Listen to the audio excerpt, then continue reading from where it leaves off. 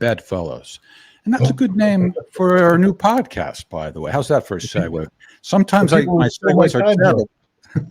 What's that? The people who stole my time slot. Yeah, right. This Friday night, in our usual Ask the Inspector time slot, Scott is worried that he's going to lose it to these people. But the sentiment that Scott was just expressing is really the inspiration behind this concept, Strange Bedfellows. So I hope you guys will check this out. Friday night, our usual time slot, 8 p.m. Eastern time. While Scott is in Russia, they'll be in that time slot. And when he comes back, even though he was worried about losing it, that's not true at all. He will get his time slot back, and we'll find another time slot for them. So hopefully you'll check that out. Also, keep in mind that we are still selling T-shirts as well as autographed copies of Scott's book, although he won't be able to fulfill those orders until June. We can do the T-shirts right away, though. There's the very hunky Ryan Milton modeling it. If you want muscles like that, buy this T-shirt. Buy the shirt. And the shirt makes all the difference. That's the thing. The very book in Russian that Scott is promoting right now in Russia, you can get in English at Scott Ritter Merch, autographed by Scott, in June. All right, what do you got live from the YouTube and Facebook crowd? Heather Fowler, do you think there will be an attack on U.S. soil after the most recent, quote, assassination attempt? I'm just going to have to assume that the, quote, assassination attempt is, she's referring to as the drone attack on Putin. Yeah, I think so. But I mean, what's the linkage? An attack by the Ukrainians? So the Ukrainians tried to assassinate Putin, so now they're going to attack the United States. I don't think that's it. Is that attack going to motivate others to attack the United States? I don't think America's enemy needs motivation from Ukraine if they want to attack us. Well, they may not need motivation, but it might make them think it's doable. Well, here's the thing. First of all, it ain't doable because you're going to die. Okay, I can't speak on behalf of Russia. I don't want to speak on behalf of Russia. Russia solves Russia's problems. But I can pretty much guarantee you 100%. You attack the White House, you're dead. You're dead. That's just end of this story, dead kind of stuff. So, and I think everybody should know that. Don't attack the White House. That way, and I know there's people out there, well, you attacked us, you bombed us. Yeah, attack the White House, you're going to die. Understand, it's a one-way trip to hell. You ain't going to heaven. So don't attack the White House. And now Russia, in order to get that kind of certainty out there, needs to demonstrate that there are consequences for this kind of irresponsible and dangerous provocation. Yeah, irresponsible to say the least. All right, what else we have? What has Scott heard on the ground about the attack and the Russian reactions? I literally was at, when did I think we were at dinner last night when my host showed me his cell phone and the news flash had just come in. And this is still early. I know the same thing everybody else knows. There's some concern, not concern, but I guess concern. Could this drone have been launched from Ukraine and reached Moscow? Well, I don't know what kind of drone it was. Does it have those kind of legs? How is the drone controlled? Because we found out, when people were talking about, for instance, there's a drone attack on a Russian aircraft in Belarus. It turned out that it was a bunch of locals who launched a drone close to the airfield and brought it in. So is this drone something that was launched from inside Russia? If so, how did that happen? Was this drone launched from Ukraine? How did it get into Russia without being picked up? How was it guided to the target? I mean, it looked like it was zoomed right in on the Kremlin dome. So there's just a lot of questions out there that need to be answered. So I don't think I think most Russians are in the same position we are. We just don't know. Just don't know exactly what happened, and now everybody's waiting. And I think the Kremlin, before it does a knee-jerk reaction. It seeks to define, because the old adage, you can't solve a problem that isn't properly defined, is at play here. You don't go around bombing willy-nilly. Especially, you don't go out and take out the Ukrainian government until you have absolute evidence that they're the ones who did that. I mean, right now, everything indicates, at least in my opinion, that they were behind it. You said you're going to do it. It got done. I'm blaming you. But I think that due diligence requires that a full investigation take place before you take definitive action. I'm trying to imagine how you and the others felt when you first saw the news. I mean, you're at dinner, you look at a phone. I don't know what exactly the headline said, but it would seem to me you would not really be able to ascertain the magnitude of it. You probably saw a headline that said something like the Kremlin was attacked. Was it? Yeah. Well, was it alarming? I mean, what was there panic, or people took it? Oh God, no, I'm sure nobody was happy, but I mean, I think it was the Russians don't panic. Again, that's another thing. In America, oh my God, the world's falling down. The Russians are like, all right, hey, okay, and get back to business. I mean, they got it, it registered, and then they moved on. That's just the way I see the Russians responding. There was no panic, there was no fear, there was just a resignation that, we're at war and this happens. Okay. What else you got, Ann?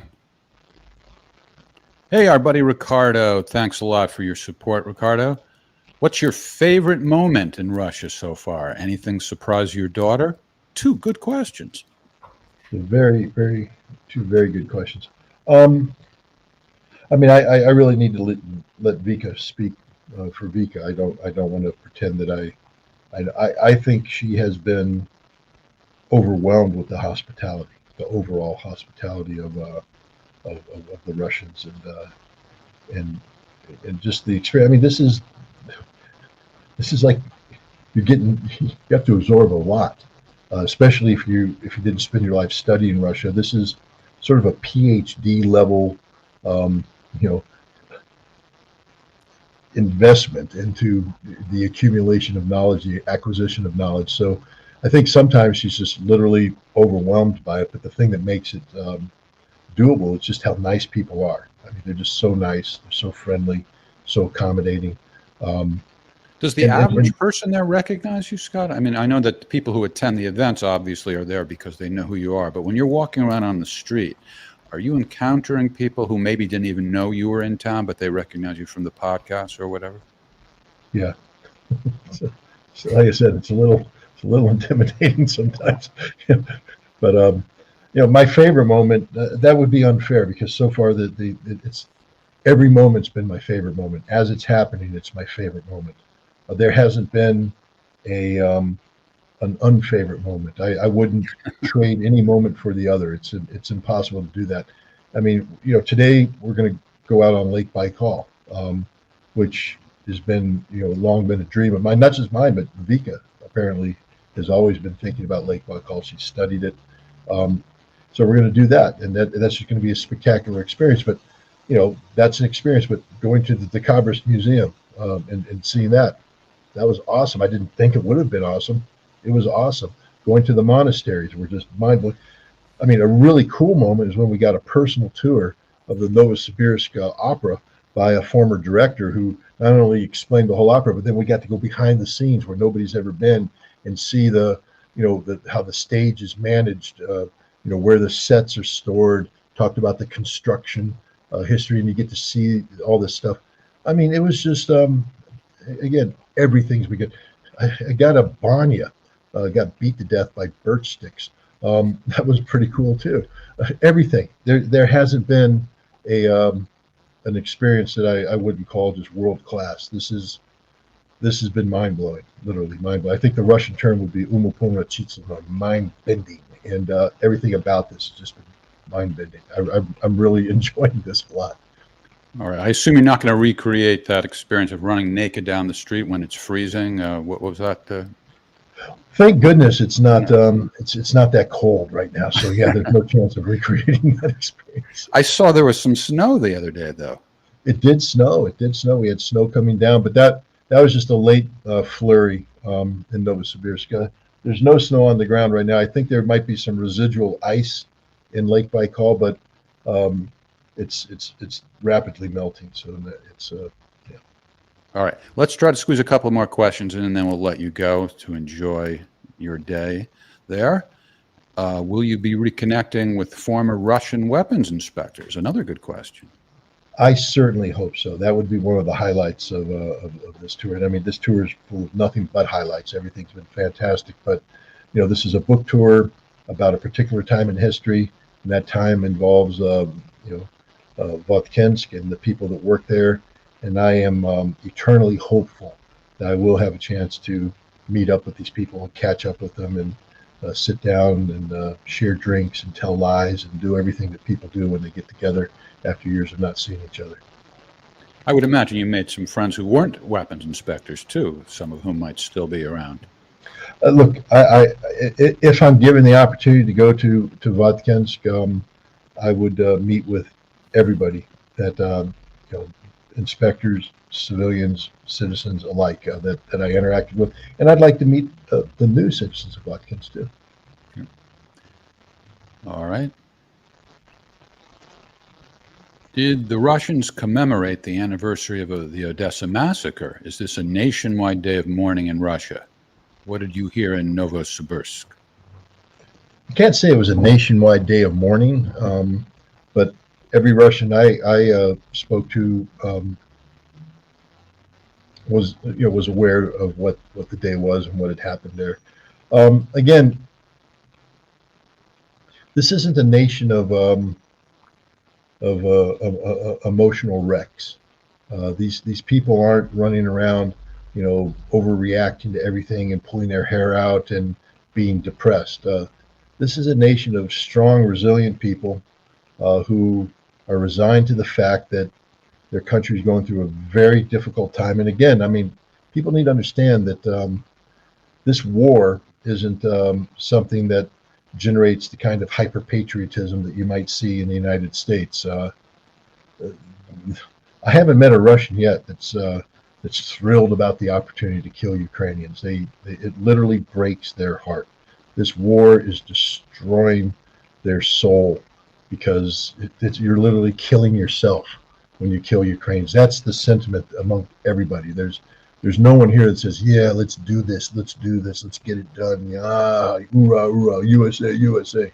All of it is, this is just so sad, and you get that when you talk to people here. It is so sad, this war. And it's surprised because people say, well, because you're not seeing the symbols of hyper patriotism in place, that means that the Russians are against the war. The Russians are for defending Russia. And I think the United States and the collective West needs to come to grips with that reality too. These guys ain't backing down.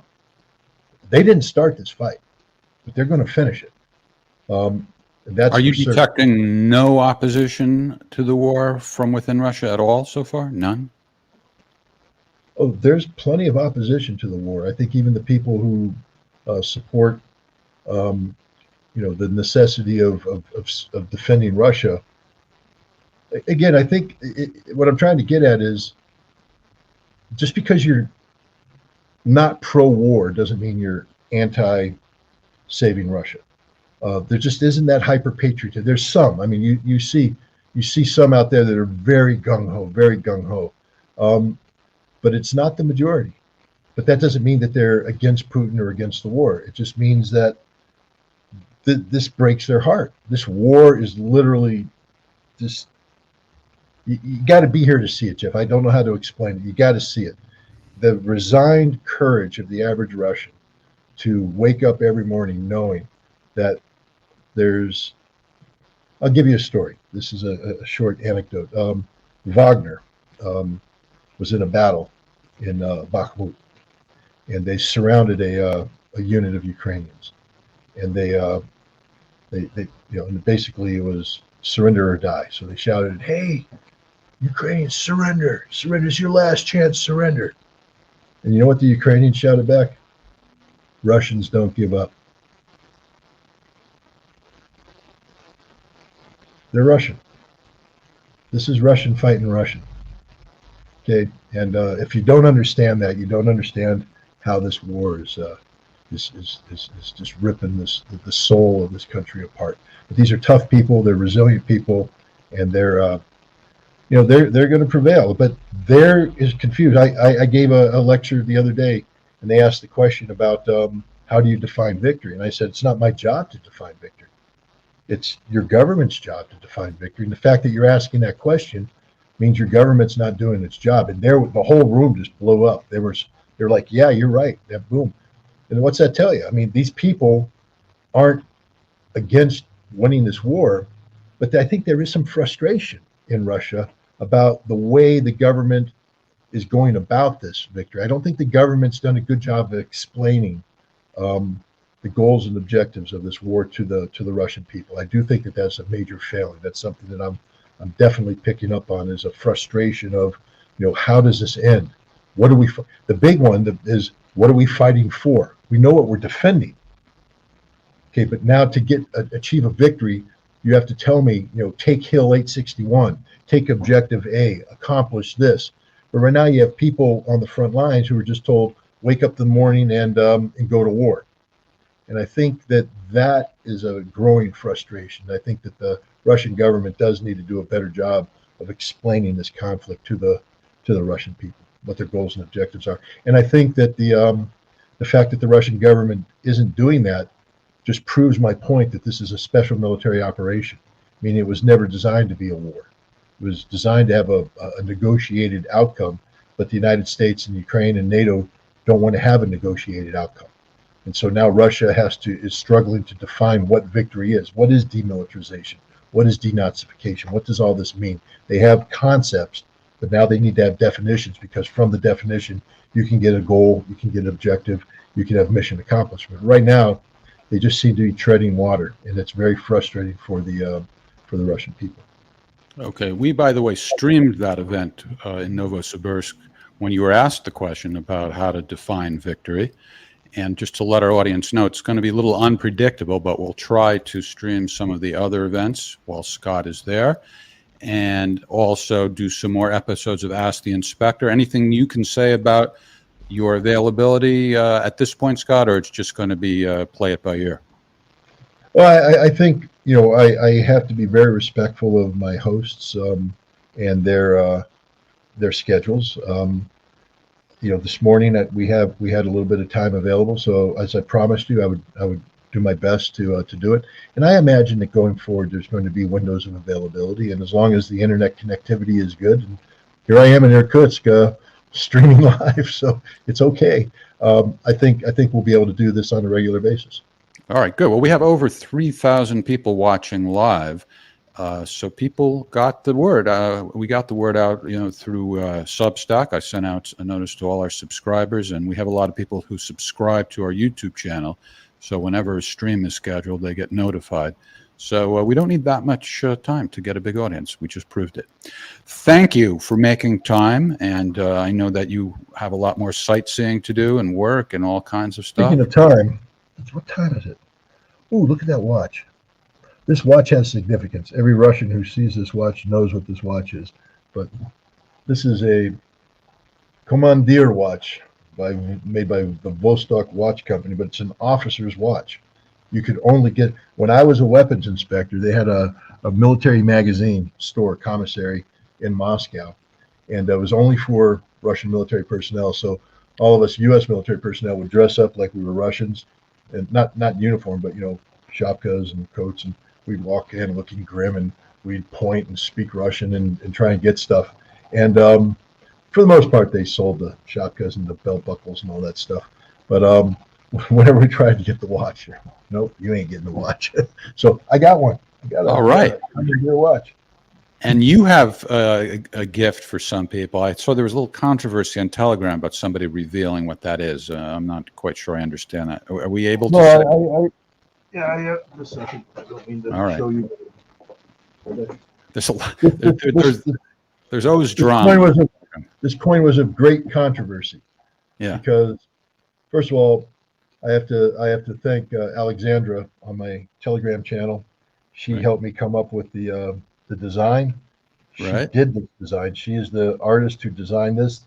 She's awesome, and but she the the coin. The idea was this was supposed to be a special gift that I would hand out in commemoration of this trip. Jeff got it. With In my December. lucky number on it too. Thank you for I that. did. I gave you your lucky number. But I think what it was is that I just think there was a misunderstanding about the way it was. The idea was that this was supposed to be a spontaneous gift between me and the person getting it, but by I don't know. All right. Aren't you glad I asked? Sometimes, Yeah, thank you. sometimes I don't even understand all these controversies. All right. So anyway, no harm, no foul, as we say here in the U.S. You remember the U.S. You'll be back soon, and we'll have a gay old time. And look for us soon. And we don't know exactly when, but Scott will do his best. Thanks again to Ann Moss, who joined us on short notice, and to all our beloved audience for watching and donating. We appreciate it very much. Remember, a documentary is coming that will include a lot of footage from this trip. It's called Waging Peace, and you can support that project by donating at wagingpeace.fund. Take care, Scott. Say hi to Vika. Thank you. Will do.